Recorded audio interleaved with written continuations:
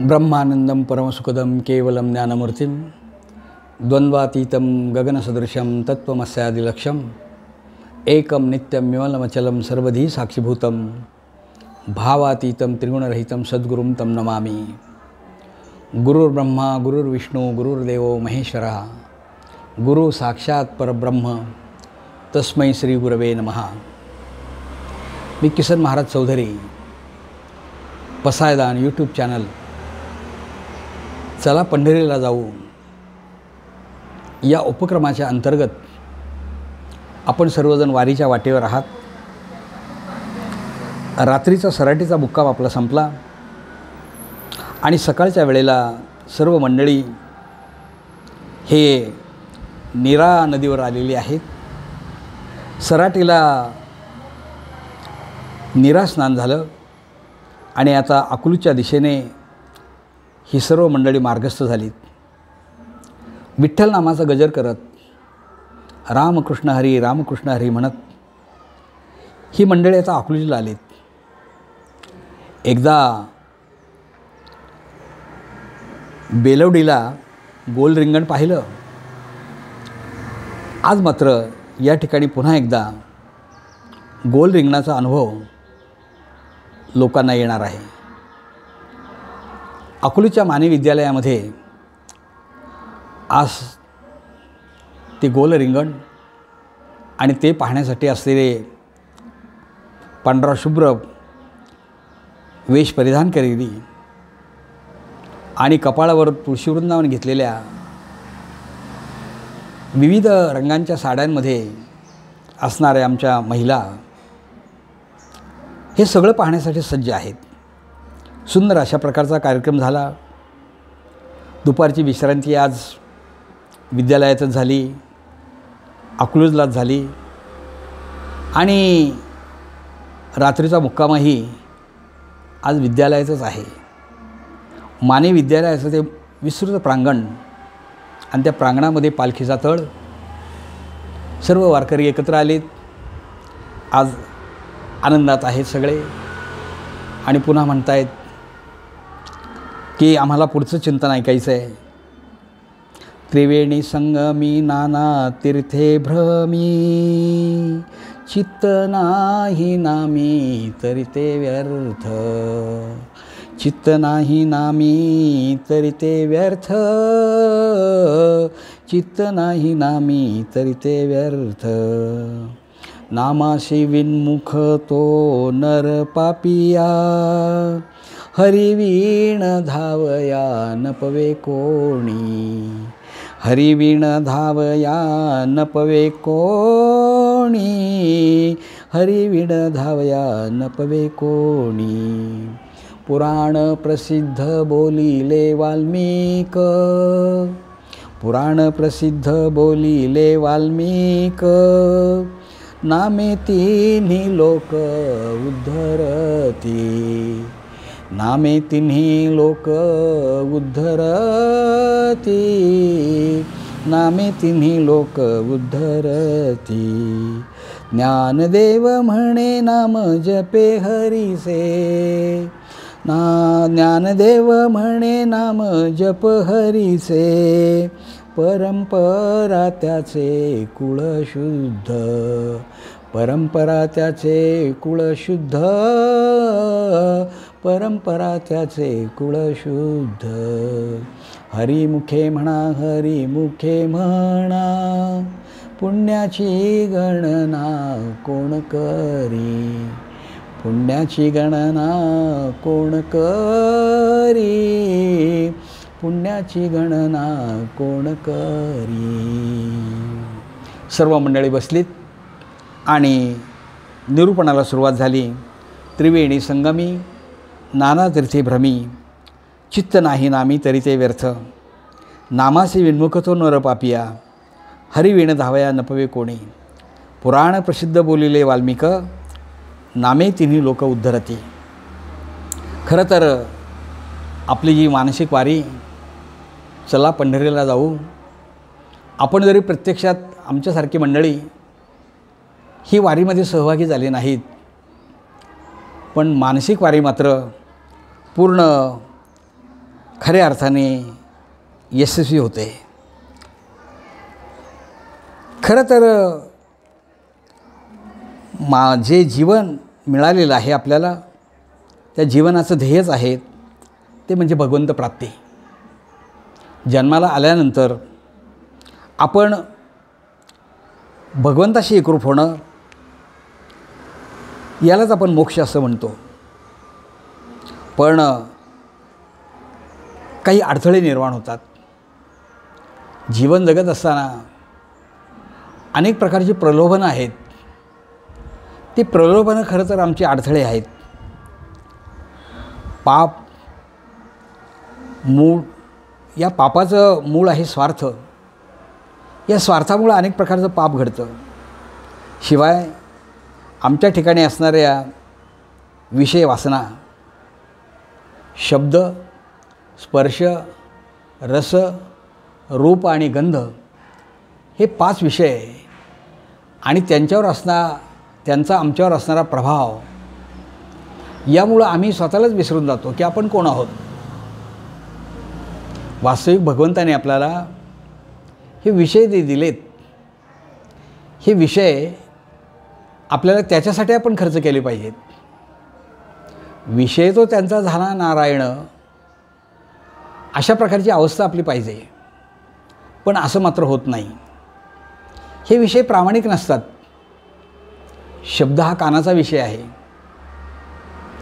स्पर्श हा त्वचेचा विषय आहे, रूप हा डोळ्याचा विषय आहे, गंध हा नाकाचा विषय आहे, शब्द, स्पर्श, रस, रूप, रस हा जिभेचा विषय आहे. 5 विषयांचा आस्वाद घेण्यासाठी 5 इंद्रिये दिलेली आहेत. पण हे विषय प्रामाणिक नाहीत. सुखही देतात आणि दुःखही देतात. शब्द हा कानाचा विषय आहे. चांगले शब्द ऐकले की आनंद, वाईट शब्द ऐकले, निंदा ऐकली की दुःख. शब्द सुख देत नाहीत, पूर्ण सुख देत नाहीत.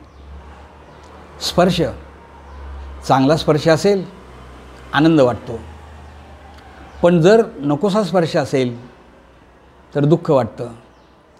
गुडघाभर उंचीच्या गादीवर जर रात्री झोपलो तर किती सुख वाटतं, पण तेच कधीकधी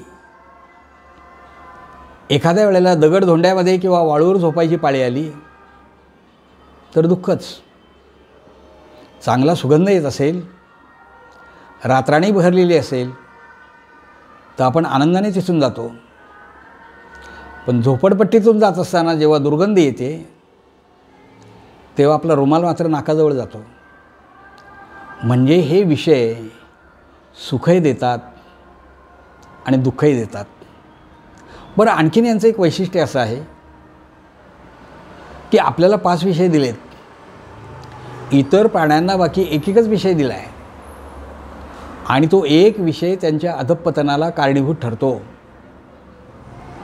स्पर्श, हत्तीला एकच विषय दिला आहे पण त्याच्या अधःपतनाला कारणीभूत ठरतो. हत्तीला पकडायचं असेल तर एक मोठा खड्डा खणला जातो आणि खड्ड्याच्या वरच्या बाजूला पालापाचोळा टाकला जातो. हत्तीच्या लक्षात येत नाही ते. समोरच्या बाजूला एका हत्तीणीला उभं करतात, विरुद्ध बाजूला. हत्तीला स्पर्शाची ओढ असते आणि म्हणून तो वेगाने हत्तीणीकडे धावण्याचा प्रयत्न करतो. पर्यायाने खड्ड्यात पडतो आणि पकडला जातो. एकच विषय दिला पण नाशाला मात्र कारणीभूत झाला.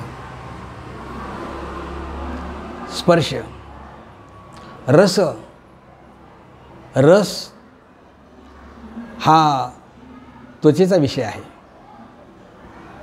पण हा रस उपभोगण्यासाठी मासा याला हा विषय दिला आहे. पण माशाच्या गळाला जेव्हा गर लावला जातो त्यावेळेला तो पकडला जातो आणि माशाचं अधःपतन त्यामध्ये होतं. शब्द, स्पर्श, रस, रूप, पतंगाला एकच विषय दिला आहे, रूप. जेव्हा ज्योतीचा प्रकाश तो पाहतो त्यावेळेला तो त्याच्यावर झडप घालतो, पर्यायाने तो संपून जातो. गंध हा नाकाचा विषय आहे, परंतु गंध हा विषय त्या भ्रमराला दिला आहे. भ्रमर जेव्हा त्या कमळापर्यंत जातो आणि त्या परागाचा गंध येतो त्याला, त्यावेळेला तो भ्रमर त्याच्यामध्ये गुंतला जातो. रात्रीची वेळ होते, रात्र झाली की कमळाच्या पाकळ्या मिटून जातात आणि त्या गंधामुळं मोहित झालेला भ्रमर,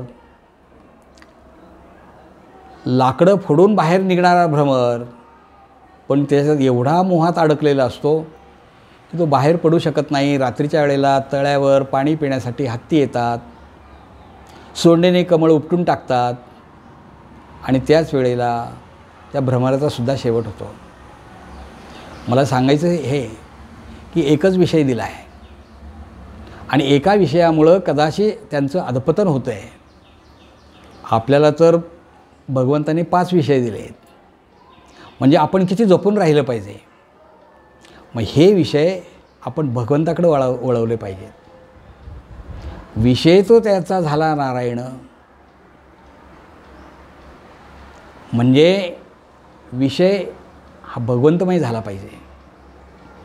पण असं मात्र होत नाही. मला एक मार्मिक दृष्टांत आठवतो, कदाचित मागे आपण ऐकलंही असेल किंवा नवीन ऐकणाऱ्या लोकांना ऐकताना खूप समाधान वाटेल. व्यासांचा एक शिष्य होता जैमिनी, अत्यंत हुशार, स्वतंत्र अशा प्रकारचं एक ज्ञानशाखा त्यांनी निर्माण केली, उत्तर मीमांसा. अशा प्रकारचा हा विद्वान जैमिनी, व्यासांचा शिष्य. व्यासांनी काही लिखाण केलं तरी ते जैमिनीला दाखवत परीक्षणासाठी. असंच एकदा व्यासांनी एक ग्रंथ लिहिला आणि तो जैमिनीकडे दिला, समीक्षण करण्यासाठी दिला. जैमिनी ग्रंथ वाचता वाचता एखाद्या वाचनात जर आपल्याला शंका आली तर आपण तिथे काहीतरी खूण करून ठेवतो किंवा क्वेश्चन मार्क, प्रश्नचिन्ह करतो. जैमिनीला एक विषय खटकलेला होता आणि त्या ओळींखाली त्यांनी अंडरलाईन, अधोरेखित केलं होतं. विषय असा होता की विद्वानांना विषयापासून भीती असते, विद्वान विषयाच्या आहारी जातात आणि त्यात त्यांचं अधपतन होतं, वगैरे वगैरे बरंचसं लिहिलेलं होतं. जैमिनी विचार करू लागला, विद्वानांना विषयापासून जर भीती असेल आणि त्यांचं अधपतन होत असेल तर त्यांना विद्वान कसं म्हणायचं? विषयांना त्यांनी बाजूलाच ठेवलं पाहिजे. अंडरलाईन केलेली वाक्य आणि तो ग्रंथ पुन्हा व्यासांच्या जवळ जेव्हा आला तेव्हा व्यासांनी पाहिलं तर या ठिकाणी जैमिनीला शंका आहेत. व्यास महर्षी काही बोलले नाहीत. उन्हाळ्याचे दिवस आहेत, पर्णकुटीमध्ये जैमिनी उभा आहे. अचानक ढगांचा गडगडाट आणि विजांचा कडकडाट सुरू झाला आणि पाऊस खूप जोरात येऊ लागला. जेवढ्या वेगात आला तेवढ्या तो ओसरलासुद्धा, अगदी एखाद्या ढगफुटीसारखा. जैमिनी दारात उभे होते. त्यांनी समोर पाहिलं, एका झाडाखाली एक तरुणी ओलीचिंब झालेली होती. जैमिनी मनामध्ये विचार करतो आहे की ती तरुणी ओलीचिंब झाली आहे,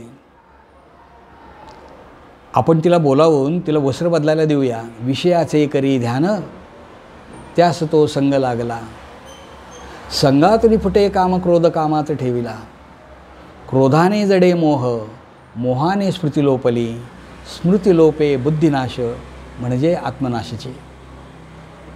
जैमिनी तिच्या जवळ गेला आणि म्हणाला, बाई तू पावसाने भिजली, थंडीने कुडकुडतेत, माझ्या पर्णकुटीमध्ये चल. ती बाई लाजत लाजत म्हणते, तरुणी म्हणते, आम्ही स्त्रियांनी तुमच्या पर्णकुटीत कसं यावं, लाज वाटते आम्हाला तिकडे यायला. जैमिनी म्हणाले, माझी शेजारी दुसरी पर्णकुटी आहे, त्या पर्णकुटीमध्ये थांब. ती बाई लाजत लाजत दुसऱ्या पर्णकुटीमध्ये गेली. जैमिनी मनामध्ये विचार करतायत, तिथेच्या अंगावर कपडे अजून ओलीच आहेत, थंडी तिला वाजत असेल. विषयाचे करी ध्यान त्यास तो संग लागला. सारखं चिंतन त्या बाईचंच आहे. जैमिनी त्या बाईच्या पर्णकुटीमध्ये गेले आणि म्हणतात, अगं तुझी कपडे सगळे ओलीचिंब आहेत, ही वल्कलं घे, ही परिधान कर. त्या बाईने वल्कलं परिधान केली. पहिल्यापेक्षा ती अधिक सुंदर दिसायला लागली. मनामध्ये आपल्या पर्णकुटीमध्ये बसून तो विचार करतो आहे की ती एकटी असेल का तिच्यावर कोणी आलं असेल, ती विवाहित असेल का अविवाहित असेल, अनेक प्रकारचे प्रश्न. विषयाचे करी ध्यान त्यास तो संग लागला, संगातून फुटे कामं. जैमिनी त्या बाईच्या जवळ गेले आणि ते म्हणतात, बाई थंडीने कुडकुडतेस, माझ्या पर्णकुटीमध्ये अग्नी तेवत आहे, त्या ठिकाणी तुला थोडी ऊब मिळेल, माझ्या पर्णकुटीमध्ये चल. ती बाई लाजत लाजत पर्णकुटीमध्ये आली. जैमिनीने तिला विचारलं, का गं बाई, तुझं लग्न वगैरे काही झालं आहे का? ती बाई म्हणते, माझं लग्न होणारच कसं, कारण माझ्या वडिलांनी अशीच एक अट घातली आहे की ती अट कोणीच पूर्ण करू शकत नाही. जैमिनी म्हणाला, कोणती अट आहे? विषयाचे करी ध्यान त्यास तो संग लागला, संगातून फुटे काम क्रोध कामात ठेविला. त्या बाईने सांगितलं की अग्नीला साक्षी ठेवून जी व्यक्ती ओणवं होऊन मला पाठीवर घेईल आणि अग्निभोवती 3 प्रदक्षिणा पूर्ण करेल, त्याच्याचबरोबर माझा विवाह माझे वडील लावून देतील आणि ही अट कोणीच पूर्ण करणार नाही. जैमिनी मनात म्हणतो आहे की कोण आहे आपल्याला इथे पाहायला, मी ती अट पूर्ण करतो. आणि त्या बाईला म्हणाला, बस माझ्या पाठीवर. ओणवा झाला. ती बाई पाठीवर बसली. पहिली प्रदक्षिणा पूर्ण केली, दुसरी पूर्ण केली, तिसरी प्रदक्षिणा पूर्ण केली आणि जैमिनीला एवढा मोठा आनंद झाला की एवढी सुंदर स्त्री आपल्याला पत्नी म्हणून मिळणार. आणि ज्या वेळेला त्यांनी वर पाठीवर पाहिलं त्यावेळेला ती स्त्री त्या ठिकाणी नव्हती, पण दारात मात्र व्यास महर्षी उभे होते. आणि मग जैमिनीला पटलं. विषयाचे करी ध्यान त्यास तो संग लागला, संगातून फुटे काम क्रोध कामात ठेविला. क्रोधाने जडे मोह, मोह निर्माण झाला. मोहाने स्मृती लोपली. आपण कोण आहोत हेच जैमिनी विसरून गेला होता. मोहाने स्मृतिलोपे बुद्धिनाश म्हणजे आत्मनाशाची. विषयांच्यामुळं स्मृती जाते, स्मृतीमुळं आपला आत्मनाश होतो. आणि म्हणून त्रिवेणी संगमी नाना तीर्थी भ्रमी, चित्त नाही नामी तरी ते व्यर्थ. नामामध्ये चित्त असणं फार महत्त्वाचं आहे. खरं तर अध्यात्मात चित्त, प्रपंचात वित्त आणि प्रकृतीत पित्त हे असलंच पाहिजे, पण ते सुद्धा प्रमाणात बरं का. अध्यात्मात चित्त प्रमाणात पाहिजे. अधिक झालं तर आपल्याला घरात कोणी घेणार नाही. प्रपंचात वित्त अधिक झालं तर नको त्या मार्गाने जाईल. आणि प्रकृतीत पित्त अधिक झालं तर ते खवळेल आणि माणसं वाईट वागायला सुरुवात केली. म्हणून ते काढावं लागतं, खवळलेलं पित्त काढावं लागतं. या तिन्ही गोष्टी प्रमाणात असल्या पाहिजेत. माऊली म्हणतात, चित्त नाही नामी तरी ते व्यर्थ, नामासी विन्मुख तो नर पापिया, हरिविण धावया न पेवे कोणी. नामाला जे विन्मुख असतात ना ते पापीच समजले पाहिजेत. हरिविण धावया न पेवे कोणी. पुराण प्रसिद्ध बोलिले वाल्मिक. पुराणामध्ये वाल्मिकींनी दाखले दिलेत. नामे तिन्ही लोक उद्धरती. नामाच्या माध्यमातून तिन्ही लोक उद्धरून जातात. ज्ञानदेव म्हणे, नाम जपा हरीचे, परंपरा त्याची कुळशुद्ध. म्हणून ज्ञानेश्वर माऊली असं म्हणतात की जे नामजप करतात त्याचं कुळसुद्धा ते स्वतःही पवित्र होतात आणि त्यांचं कुळसुद्धा पवित्र होतं. कारण पुढे जो जन्म होतो शुद्ध बीजापोटी फळे रसाळ गोमटी असं आपण म्हणतो. चांगल्या कुळाचाच आपल्याला जन्म मिळावा लागतो. परंतु कधीकधी असं होतं की जन्म आपला कुठेही येईल आपल्याला सांगता येत नाही, पण मिळालेला जन्मवाकी नामाच्या माध्यमातून, साधनेच्या माध्यमातून आपल्याला त्याचं योग्य अशा पद्धतीने भगवंतापर्यंत जाता येतं. आज आपण याच ठिकाणी थांबूया. रामकृष्ण हरी, रामकृष्ण हरी, रामकृष्ण हरी.